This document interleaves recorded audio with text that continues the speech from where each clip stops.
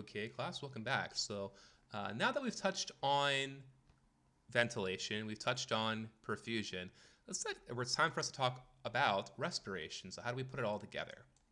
Remember, respiration being gas exchange. So alveolar ventilation, just a key concept here. So we're going to talk a little bit about the specifics about the gas once we get it down to the alveolar level. So the average volume of air remaining in the lungs at the end of a normal expiration is about 2,300 milliliters. Okay, so we keep again a decent amount of air in the lungs even after expiring. Our lungs don't completely compress; they don't completely empty. That's a good thing, right? Because we want them to stay inflated. It's a little bit easier to inflate a balloon if there's some air remaining in it. Does that make sense? So it's the same kind of concept here. If our lungs were completely compressed, it would require a lot more pressure, a lot more effort to open those alveoli up for the next subsequent breath. So really, only about 350 milliliters of new air is brought into the alveoli with each inspiration. The same amount is expired. So realistically, we've got a bit of a reservoir of air that remains in the lung, and only about a seventh of that is exchanged each breath.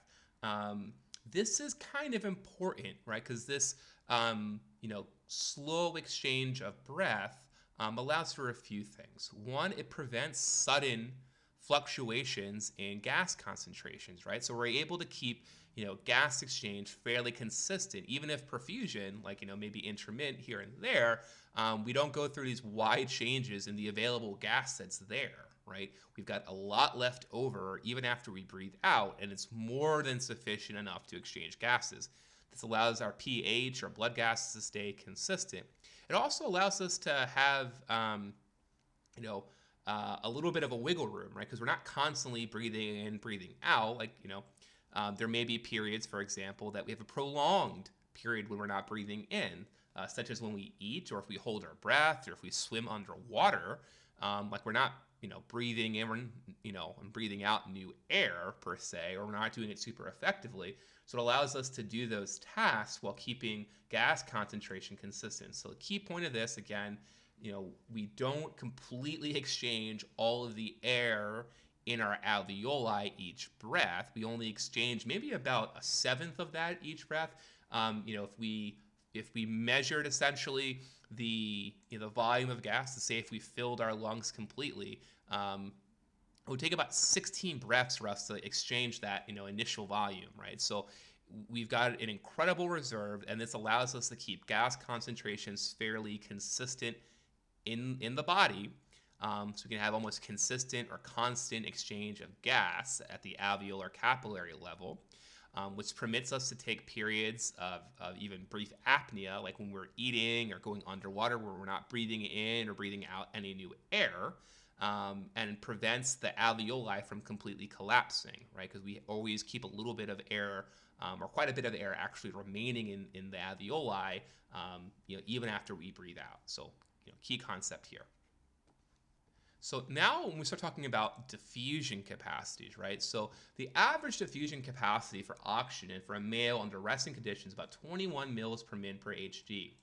And the mean oxygen pressure difference across respiratory membrane during normal quiet breathing is about 11 millimeters of mercury.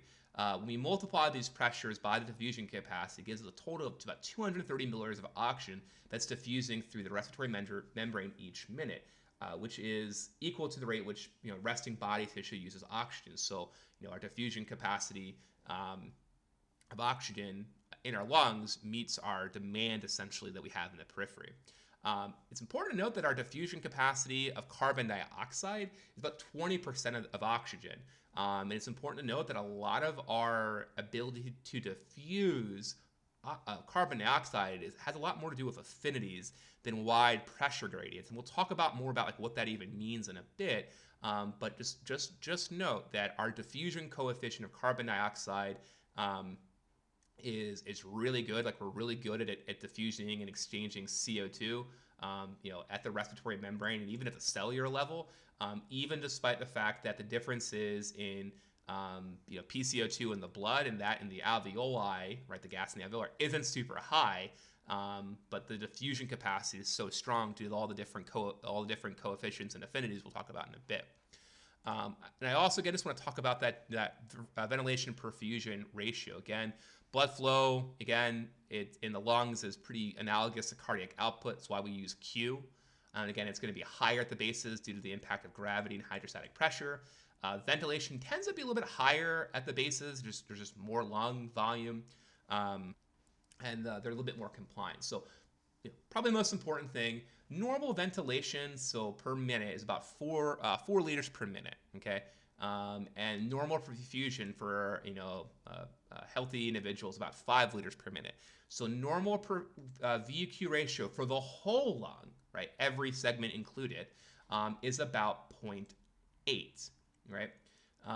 So when the VQ is higher than 0.8, it means that ventilation has exceeded perfusion in this situation. Now, we don't have the same VQ across the lungs. And why is that? Because we have different perfusion across the lungs. We talk about the zone 2, zone 3. So our apex, we typically have a slightly lower VQ. This is mainly because we have a higher VQ because we typically have a little bit less Q, right? Because of that zone, zone 2 perfusion we see at the apices. In the middle, it's typically about even because it's level with the heart.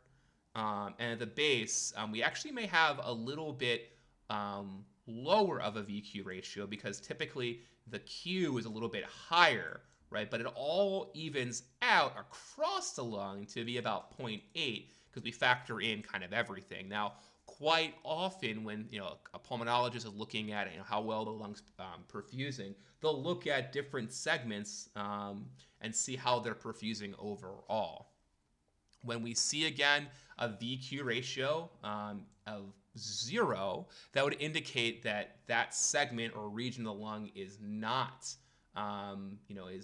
for example, being perfused. Again, we're moving, blood flow away from those areas that aren't well ventilated, right? So that would mean, if we have 0 ventilation there, we're not oxygenating there. It's very likely we're not going to be perfusing in those regions as well, due to those protective mechanisms we talked about before.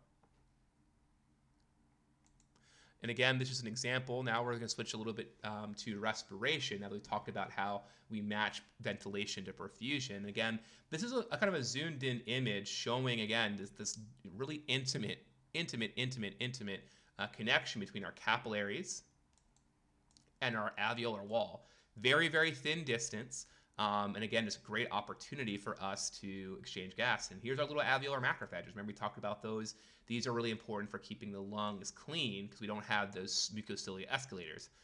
Here we can see zoomed in are those type 2 alveolar cells, which secrete that surfactant, which prevent the lung from collapsing upon itself. Very neat. All right. And one other thing I'll highlight here are these interalveolar septum and pores. It's important to note that our alveoli do have a little bit of interconnected to each other through these septums, and this gets a little bit more important when we start talking about lung recruitment maneuvers and airway clearance techniques. So we can sometimes build up pressure in one segment to help mobilize secretions out of the lower areas. So these areas become a little bit more important later on. All right. So gas exchange and respiration, right? It's really 4 main steps, right? So first, obviously, we have to, inspire air, right, which is going to be affected by the barometric pressure, right? So if we're in, most situations, that's going to be about 760, millimeters of mercury. 760, right, at atmospheric conditions. However, there may be situations where we are at elevation where that's a little bit lower. It's going to make it a little bit harder for us to bring air into the lungs. That pressure gradient is going to be a little bit different. Obviously, the amount of air and oxygen will be affected by the FiO2, or the combination of air or the combination of gases that comprise air. Usually that's pretty fixed. Most of it is nitrogen, which comprises about 78.09. Oh, let me move my little cursor. What do we got here? 78 point, ooh, 78.09 is nitrogen, and then 20%, or sorry, 20.9%. My colleagues in physiology would take exception if I said 21%. It's pretty close to that, but it's technically 20.9. That fraction of a difference is important. And about 0.4% carbon dioxide, and then the remainder like argon and other inert gases. So we don't, the air we breathe isn't all oxygen. It's a combination of gases. The second step would be alveolar to arterial respiration. We talked about that difference, right? So that's diffusion, and it's predicated on a few things. One, we will impair respiration if we increase the distance between the alveolus. So if there is fluid in the alveolar capillary interface, or if there's scarring, or if there's anything that increases the distance, right? That's going to affect diffusion capacity. Now, there are some lung conditions where that happens, as well as if we have damage to the capillaries, or we lose number, right, of alveoli. And that concept, right, that the rate of transfer through a membrane is proportional to the thickness of the barrier between them, as well as the partial pressure between the two sides, is Fick's law. Okay. And then there's the transit time. We already talked about that. Normally that it takes about 0.8 to 0.9 seconds for a capillary to completely move through the lungs, the pulmonary circulation. During exercise, this can decrease. However, we talked about all those different things we can do to accommodate for that. Almost those dramatic increases in perfusion, which is again distension, recruitment, and then pulmonary artery pressure increases a little bit, which pumps the brake on the right ventricle slightly. And then, of course, there is gas transport by the blood, which is done via hemoglobin. And then when we get down to the tissue level, the Bohr effect and the Haldane effect really kind of kick in here to help us either uptake CO2 from the periphery, and the dump off O2 at the periphery as well to fuel metabolic processes. Alveolar gas exchange, again, oxygen's continually being absorbed from the alveoli because we always have that reserve, that 2,300 milliliters that just are sitting in the lungs at the end of quiet expiration, so we don't have those large fluctuations. And again, we're constantly exchanging this, and obviously the more we absorb, the lower the concentration of the alveoli becomes, and the more rapidly new oxygen is often breathed into the lungs. So we keep things pretty consistent. So alveolar concentration and partial pressure, in the alveoli of air, of oxygen, is dependent on the absorption of oxygen in the blood, and then the rate of new entry of new oxygen in the lungs by ventilation, right? So that's how we maintain things, right? This concentration in the alveoli is dependent on how much we're uptaking as well as how much we're replacing. And again, we don't replace a lot, right? Only about 1/7 is completely exchanged, each breath. So looking at gas exchange during exercise. So during conditions where pulmonary blood flow and alveolar ventilation increases, the diffusion capacity for oxygen increases substantially. We're uptaking a lot, we're utilizing a lot more, which makes sense because we have more oxygen demands when our muscles are expending. So the diffusion capacity increases by threefold compared to what it would be at rest. And again, a lot of what drives these improvements or increases in diffusion capacity is the fact that we have more capillaries participating in gas exchange because of that recruitment, right? We have an ideal VQ now throughout the entire lungs. And it's just a graph that just demonstrates this, right? So we have a threefold increase. What I actually find quite interesting is the diffusion capacity for carbon dioxide actually gets quite substantially high, and in many respects, I get some flack for saying this, but your lungs and your respiratory system is really almost geared to remove CO2 than it is to take on more oxygen. And we'll talk about a little bit probably why in a bit. But again, as we exercise, our demands increase. We're able to match that by recruiting more of those capillaries to have an ideal ventilation to perfusion matching throughout the lung to meet the demands of oxygen by being able to diffuse more oxygen into the blood, as well as to dump off more CO2. That gets much better as well. Again, this is kind of what we're talking about here, these recruitment and distension. So, key thing to remember, blood almost becomes completely saturated with oxygen by the time it's passed through the pulmonary capillary. Again, we talked about, we really need to, accommodate it to prevent, the speed through the lungs, to not be so fast we don't have time for gas exchange. But, we get most of it done within the first third of that pulmonary capillary and alveolar interface. So, realistically, the lungs stay in the the perfusional in the lung capillaries is about 3 times as long as it needed to have full oxygenation. So even though we have a very short in transit time during exercise, like so much of it's done in the first third that we've got a pretty wide buffer system in a certain sense to accommodate for these increases because so much of it's done so quickly. And again, this is an example of how and what happens during a gas exchange. So when we are when we get our blood to the pulmonary capillaries at the alveolar level, so our alveola has a much higher partial pressure, 104, and then when we're at the arterial end, again, this is the pulmonary arterial end, pulmar, partial pressure of oxygen is about 40. So that represents roughly a 64 millimeters of mercury difference, a huge pressure difference between oxygen in the alveolus and oxygen in the pulmonary capillary, which really lends itself to rapid exchange. By the time we get to the venous end or the pulmonary vein end of that capillary, we've equilibrialized the pressure difference, and PaO2 in the alveolus PaO2 in the capillary is at 104. By the time it leaves or exits the lungs. What you might notice though, our blood PO2 actually does not doesn't stay at 104. This is because there is a little bit of mixing of our blood that enters our pulmonary veins. It goes back to the left ventricle with the bronchial circulation, the blood supply that goes to the lungs that doesn't participate in gas exchange. So it does get mixed a little bit with shunt blood from the lungs, which normalizes it back out to that typical 100 millimeters of mercury that we're used to, or 100 PaO2, or arterial oxygen.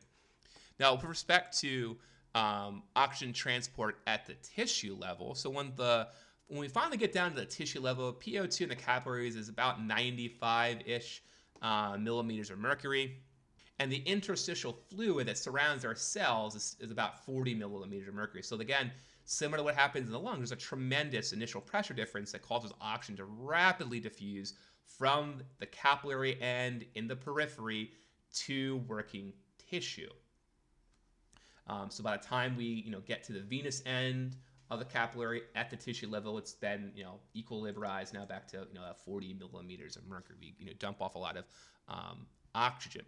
And it's important to note that, though the differences between the cell and the capillary can be kind of large, the intracellular concentration of oxygen in most cells is pretty low. And typically only like 1 to 3 millimeters of oxygen is really needed to fully support a cell. So we've got more than adequate oxygen delivery, even if things get a little bit wonky. And then, if we get, better mitochondria, better perfusion, our ability to extract oxygen even gets even better. But this is, the situation in most normal settings. Again, so again, arterial end to interstitial space, and then at the actual tissue level, there's still a pretty wide difference.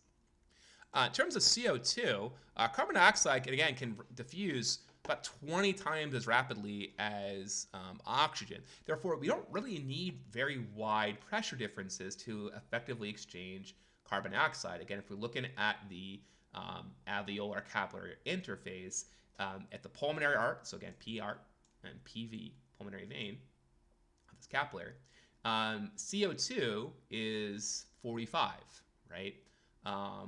At the alveolus, it's only about 40, meaning that There's only about a 5 millimeter mercury difference, right? So, as opposed to what we saw in the lung, there's about a 60 millimeter mercury difference.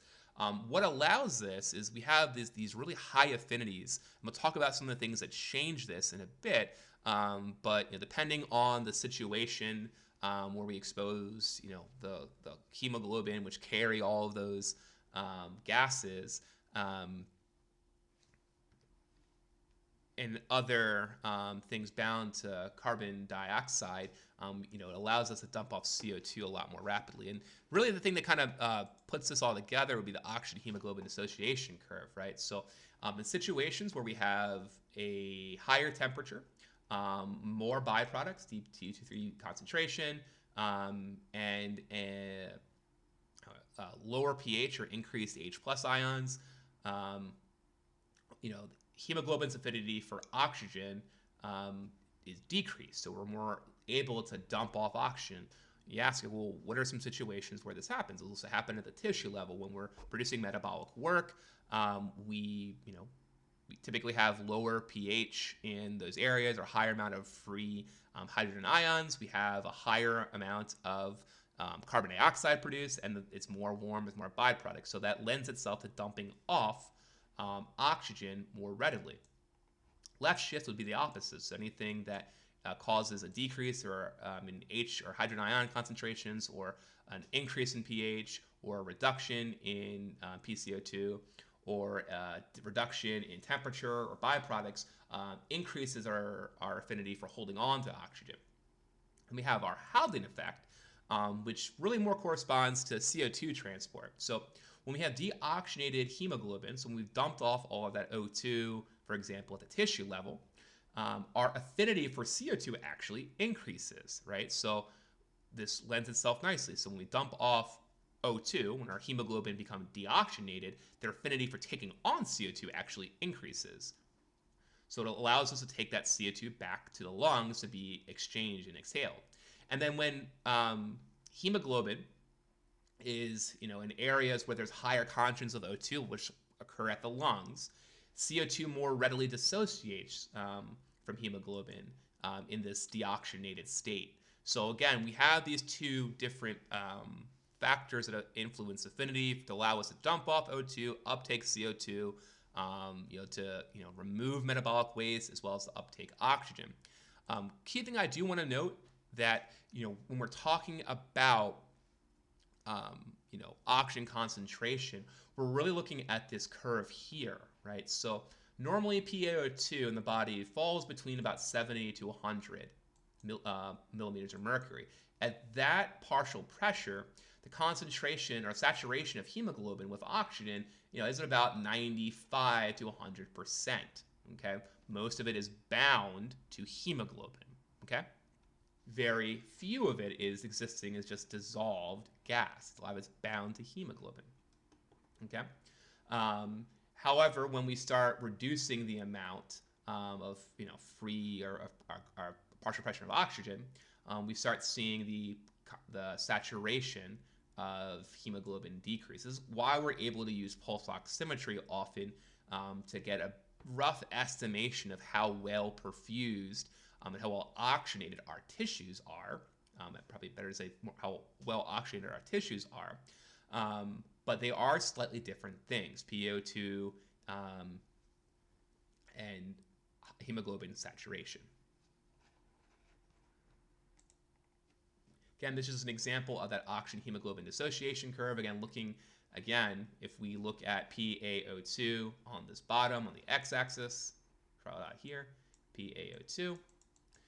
And again, at higher concentrations of oxygen, saturation of hemoglobin tends to be higher. However, as we move to lower concentrations, hemoglobin saturation drops off almost exponentially.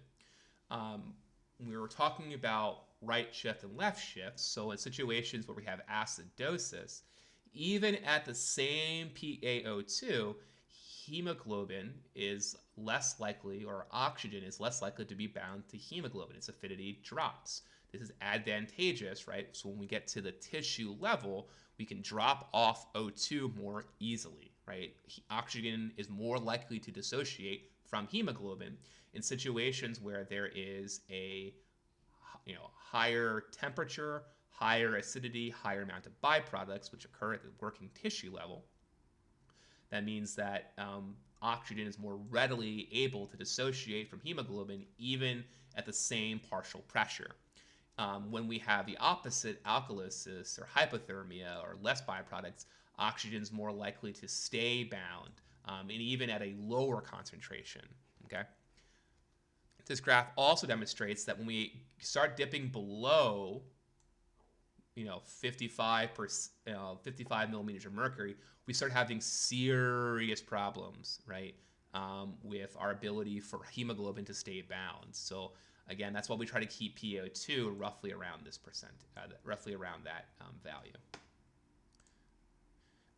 Last concept we'll talk about is AVO2 difference. So resting AVO2 difference is about 4 to 5 milliliters per 100 meters of blood. Like we mentioned, during exercise, our diffusion capacity gets greater, as well as our ability for our cells to uptake and consume oxygen. So, typically, again, there is only about a 4 to 5 milliliter difference between the concentration of oxygen in the vein and the arteries versus the veins. However, as we exercise, we uptake more of that oxygen into working tissue, and this difference